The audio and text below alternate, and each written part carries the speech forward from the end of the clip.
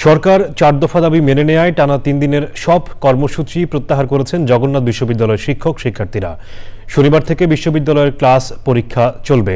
শুক্রবার আন্দোলনের শেষ দিনে ছিল গণ অনশন ও সমাবেশ। সন্ধ্যায় ইউজিসি চেয়ারম্যান পানি পান করিয়ে অনশন ভাঙান। কাকরাইলের রাস্তায় 3 দিন অবস্থান করেন শিক্ষক শিক্ষার্থীরা। যাযাবর মিন্টুর রিপোর্ট। আন্দোলনের তৃতীয় দিনে শুক্রবার বিকেল 4:30টায় কাকরাইল মসজিদের সামনে গণ অনশন ও অবস্থান কর্মসূচিতে জগন্নাথ বিশ্ববিদ্যালয়ের শিক্ষার্থী ও শিক্ষকদের সাথে যোগ দেন কর্মচারীরাও। ঘোষণা অনুযায়ী দাবি আদায় করেই রাতে কর্মসূচি প্রত্যাহার করলেন আন্দোলনকারীরা। রাত 7:30টায় ইউজিসি চেয়ারম্যানের উপস্থিতিতে সব দাবি মেনে নেওয়া হয়েছে বলে ঘোষণা দেন জগন্নাথ বিশ্ববিদ্যালয়ের উপাচার্য অধ্যাপক ডক্টর রেজাউল করিম।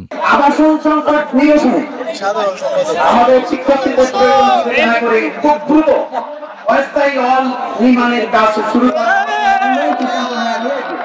দ্বিতীয় ক্যাম্পাসের কাজ অগ্রাধিকার ভিত্তিতে ইউজিসি চেয়ারম্যান অধ্যাপক ডক্টর এস.এম. ফায়েজ গণ অনশনে অংশ নেওয়া শিক্ষক শিক্ষার্থীদের পানি পান করিয়ে অনশন ভাঙান। বিশ্ববিদ্যালয় কর্তৃপক্ষ এবং ইউনিভার্সিটি গ্রাউন্ডস কমিশন একটি ফ্যামিলি, একটি পরিবার হিসাবে আপনাদেরকে সবাইকে সাথে নিয়ে আমরা সব ধরনের যা কিছু সমস্যা ইনশাআল্লাহ আমরা একসাথে রাখতে সমাধান করতে পারবো। সব দাবি মেনে নেয় আন্দোলনের সমাপ্তি ঘোষণা করেন জগন্নাথ বিশ্ববিদ্যালয়ের শিক্ষক সমিতির সাধারণ সম্পাদক অধ্যাপক ডক্টর রইস উদ্দিন।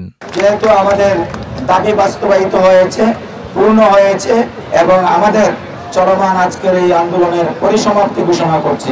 দাবি পূরণে সরকার কোনো রকম গড়িমসি করলে কঠোর কর্মসূচি দেওয়ার কথা বলেন শিক্ষক সমিতির এই নেতা। যাযাবর মিন্টু, চ্যানেল আই, ঢাকা।